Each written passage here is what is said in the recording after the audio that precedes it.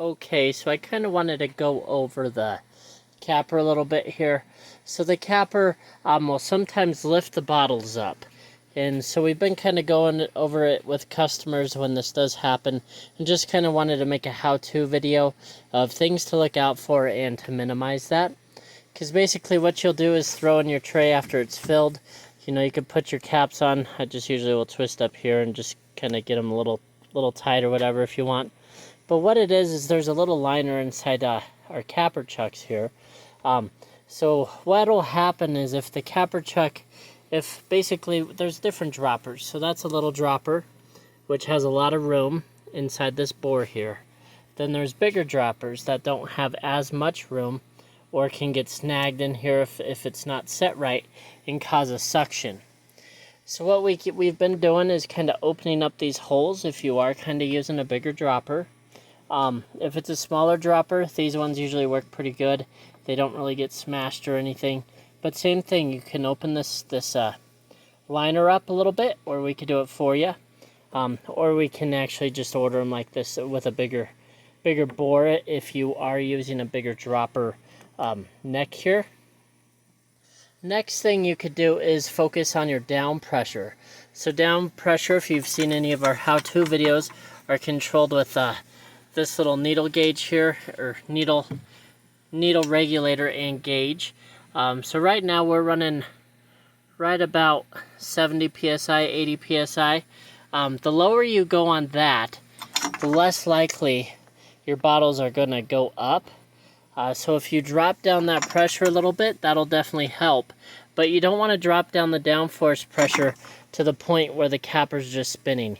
You still want the capper to get torque and stop after each bottle. Let me go ahead and run a sample here and we'll see. Or yeah, here, let me go ahead. Let's really raise this up. So I'm going to use just one hand here. So I'm going to go down on this needle. So I'm going to loosen this up. And I'm going to bring that needle in a little bit, and that's going to give me some more pressure. Okay, so now we're about 90 psi. So now what I'm going to do to just manually run this is click this red button on our air solenoid. Shoot, it didn't lift up. I was hoping it'd lift up. They're at 90 psi. Let me go ahead and just try again. And hold it there a second and see. Okay, it's not lifting up. But anyway, if it was going to lift up on you, you can definitely drop that down. I usually like to run it as low as I can, where I'm still getting torque, where this guy's stopping, where I want it to stop, and everything's running good. So as low as I can here, but where the capper is still able to hit its torque that you're setting it at. So I'm going to bring this needle gauge back out.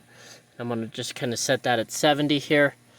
Let's run it here and just see. This is usually where I like to run, but everything seems to be running good. But that's just some stuff we could do. We could either get your liners bored out a little bit, make sure you are perfectly aligned, and to do that, I'll actually, you know, you could set your bottle count on your capper here to 1. Hit a cycle start, and that'll kind of bring it over to the home location and just run this one cap or one bottle. Then what I like to do is go over to the solenoid here and just push it. And then you could kind of go under here and just make sure you are perfectly center on your bottles. Because the more center you are on that bottle, the better you're going to have where these bottles aren't lifting up. So that's just some troubleshooting pointers you guys could try. If you have any other issues on it, let me know. And but that should definitely help get you guys to where you want to be.